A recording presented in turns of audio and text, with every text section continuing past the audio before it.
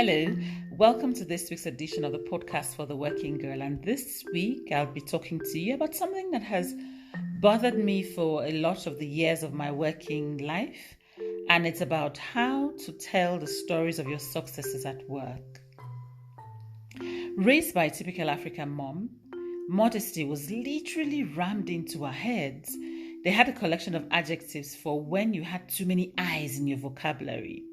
Of course, we took this to work, which meant that our accomplishments were often waved off with a grin, or if someone doesn't help you amplify, then it went down the drain. I struggled. I sometimes still do. I struggled with, amplifying your work. I struggled with just telling your success stories.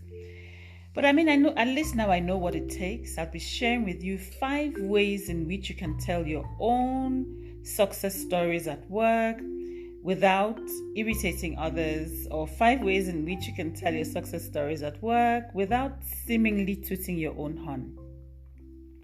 So first things first, I'm going to recommend that you tell the story from an outcomes or an impact perspective. Numbers are consistent truth tellers, so find the perfect window to use them. So I'll give you a quick example. So let's say a team is struggling to deliver on their targets and you're sitting in a meeting where this is being discussed. The conversation is going on and on and on. I feel like that's a window for you to butt in and say, I think my team and I may be able to help. Only last week we were 50% behind our budget. But we managed not just to show this up, but to surpass it by 20%. We applied a few strategies for which we'll be more than happy to share with Nutella and his team. We can connect immediately after the session to discuss this further. Now, 2 things have happened.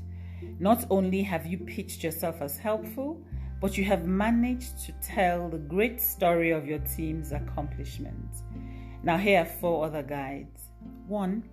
Only take credit for your own accomplishments. Know when to use the I versus we, especially if you have done the work as a team or sometimes even as an individual who led the team. Remember that every audience has a discerning listener. Never embellish. Be generous with your praise for others. Sometimes it is much easier for your accomplishments to be brought up whilst being generous with your praise for another. Avoid like a plague the urge to be casual about your accomplishments. I used to be so guilty. I'll use funny words like, nah, it's nothing. And even worse, oh no, that was easy peasy.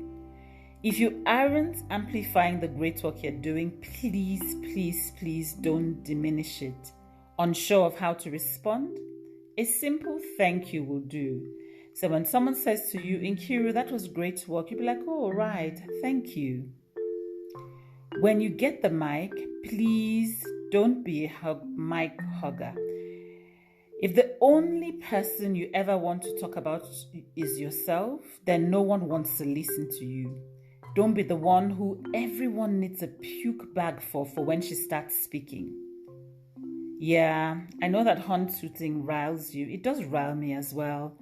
Hence, I have asked that you tell a story of your accomplishments. Really, because I believe strongly in the conspicuous theory. If a large tree falls in the forest and no one knows what happened, then nothing has happened at all.